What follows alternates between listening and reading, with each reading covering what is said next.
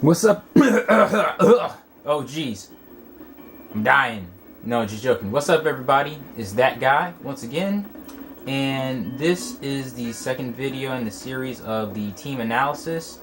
First video was on the role of the scout or assassin. They work both ways. If you're going to be an assassin, you might as well be a scout.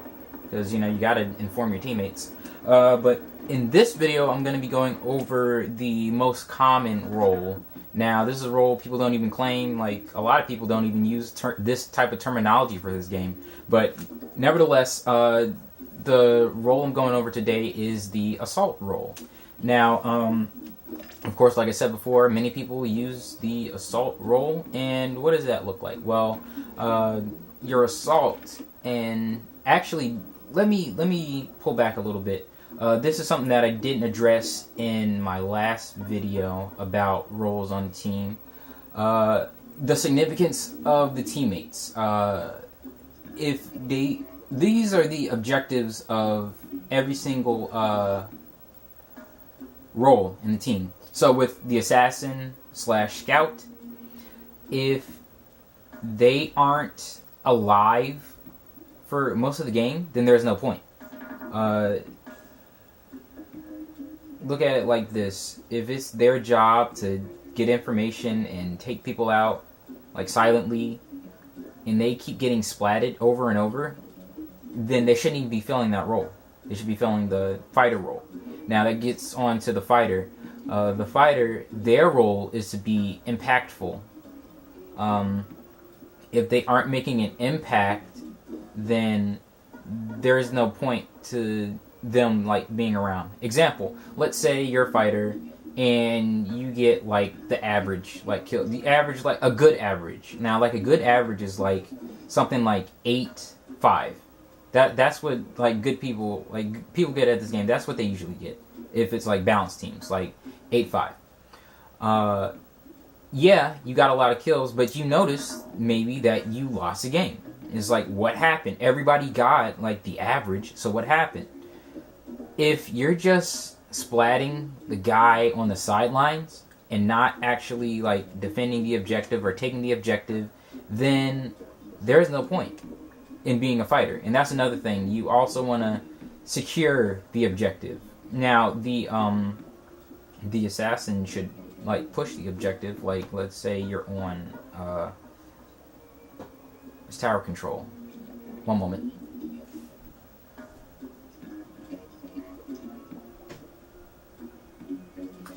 Alright, sorry about that, guys. Let's say, let's pick an assassin type right quick. Yeah, let's say you're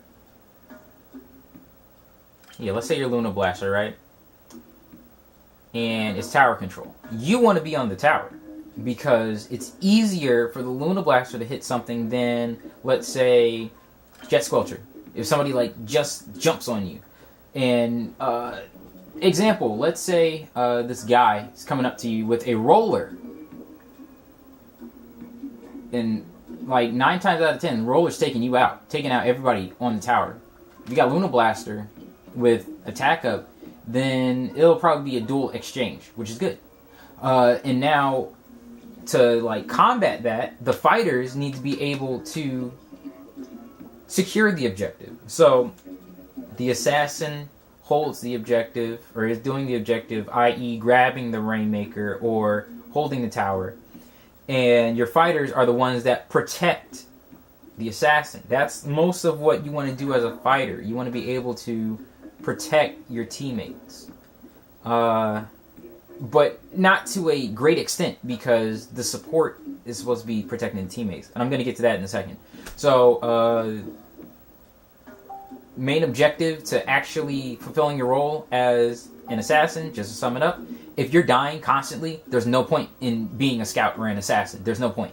There's no point in using a splooshomatic or a splashomatic, and you're just dying all the time. You don't even have range, so then you just, don't help out your teammates. Objective of the fighter or the assault that makes them impactful, if you make an impact, if you're actually doing something. Example, if you're taking out the guy with the Rainmaker, or you take out the guy in front of the Rainmaker. You know, don't take out the guy in the sidelines. If you're actually making an impact, then you're doing your role as Assault, or the fighter. Now, last role, which is support, and there's 2 types of support, and I'm going to go over that in the next video. 2 types of support, and that is, let's just talk about the normal support everybody does, the sniper. If you're not applying pressure, there's no point in you being support. There is no point. You might as well be a fighter if you're not applying pressure.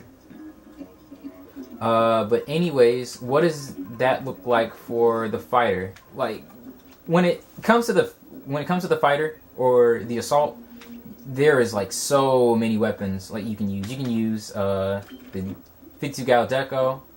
You can use almost every blaster. You can use as long as it's not like close range. So you got like range blaster, grim range blaster is pretty good. Let's see. Forge Splattershot Pro, great. 96 cal deco's great. Well, I wouldn't say custom dual sculpture because I'll get that in the next video. You also got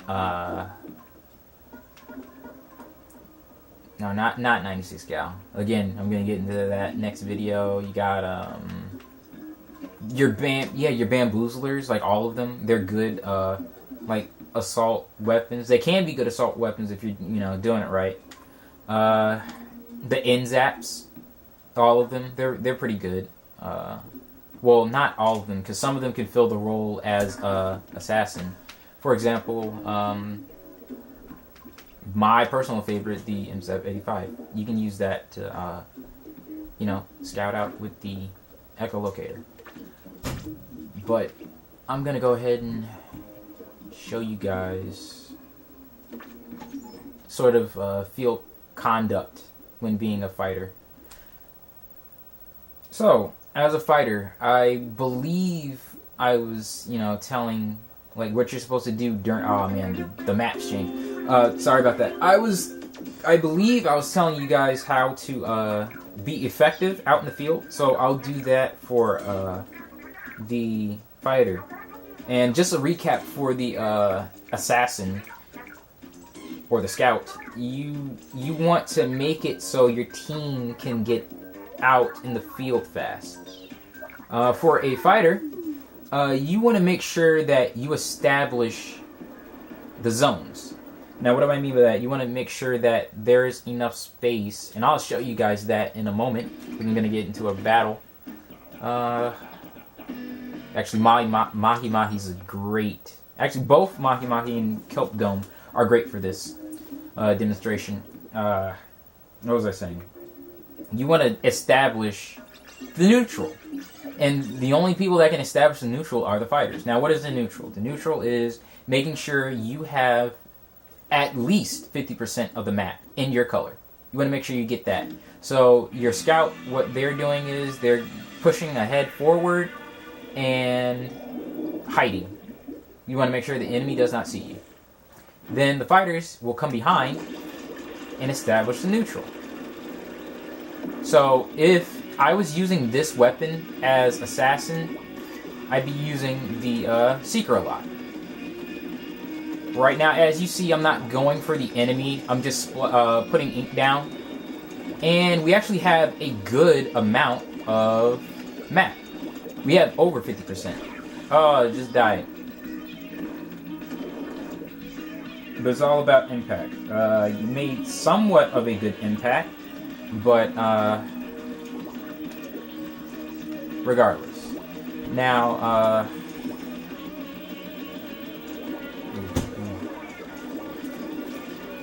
oh, dang, I fell.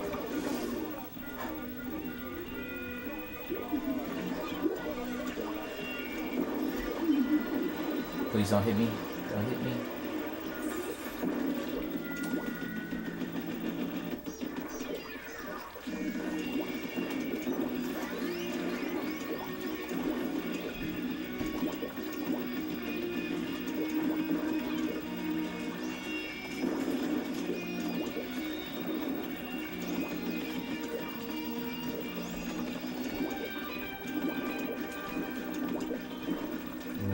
don't get hit.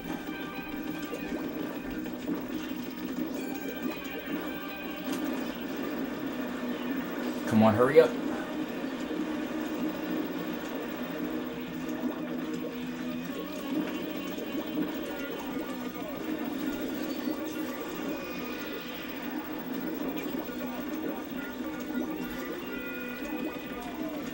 Alright, and yes, the Assault, the Assault, like I'm doing right there, you want to apply pressure in a certain amount of the map.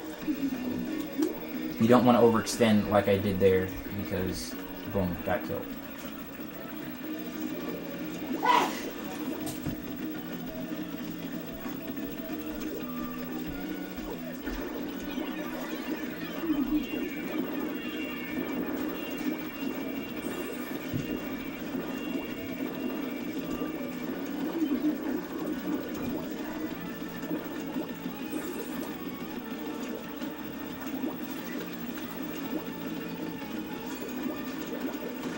Dang. Oh, another thing I wanted to say, you want to use your special as often as possible. Uh-oh, it's going to be close. Yeah. I don't know if it... yeah, it definitely wasn't worth it. We lost that one. But I didn't do much explaining, and I didn't do much of what I was advising.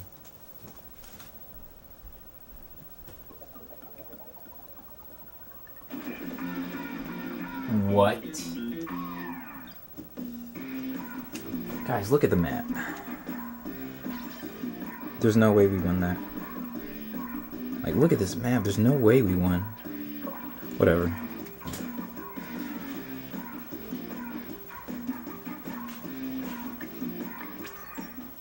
I'm gonna try another weapon.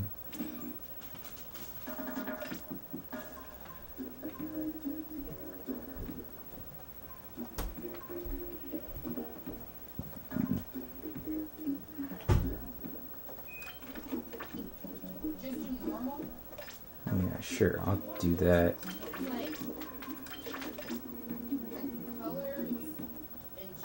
Actually, that's not bad. I'll just do this. Yeah.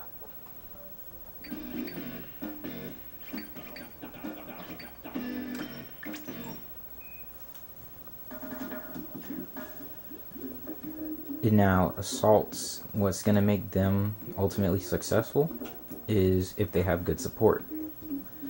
If you don't have any fighters, then you can't fight a battle. So you got to have good support. Whether that is, and this is where I get into the two terms of support, whether that is area support or team support.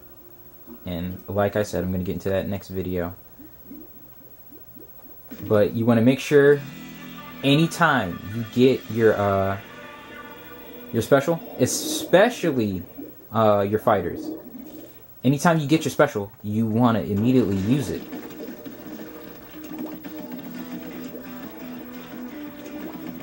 Check the map. Oh, dang it.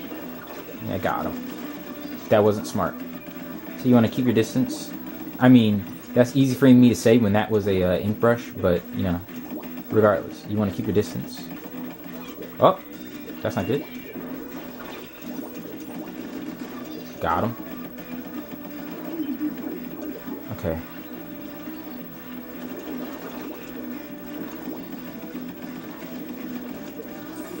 Okay, you jump down.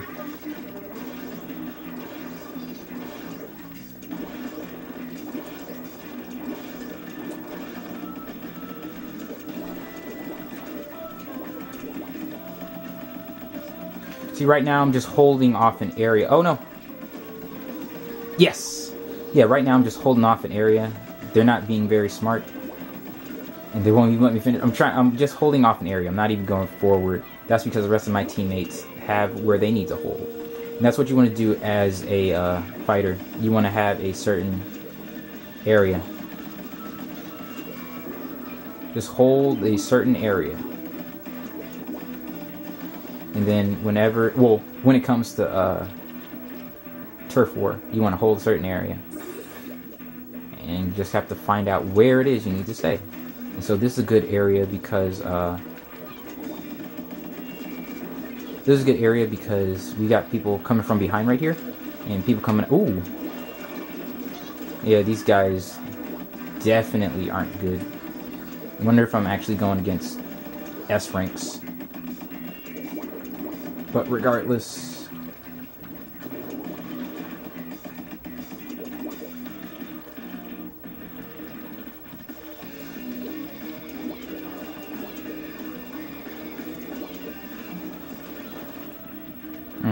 Got nothing.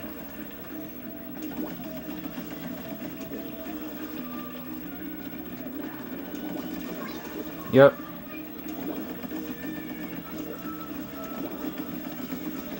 Yep.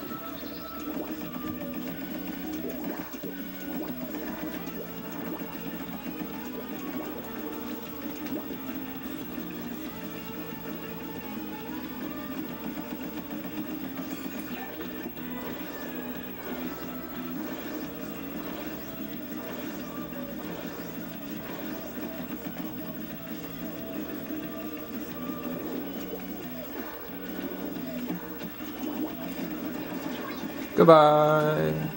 Wasn't expecting it. Now that was me being greedy. Normally you don't want to do something like that. You want to approach in a safer way. But that's pretty much the gist of it. Like, most people already play the assault / fighter role. So yeah, like I said, you want to make an impact. Now, in terms of kills, I mean, yeah, I got 11. And yeah, guys kept coming through, but if that guy that was behind me went, like, how he went up the ramp on the side, if he would have sneak attacked me, I think it was a bucket, if he would have sneak attacked me, then that would have just been me getting kills. Of course, I went back and forth to make sure nobody was coming up behind us, and that's what you want to do as a fighter. Alright, guys, I guess that's it. If there's, like, any questions, just post it in the comments, and I'll try to answer those. Catch you later. Thanks for watching.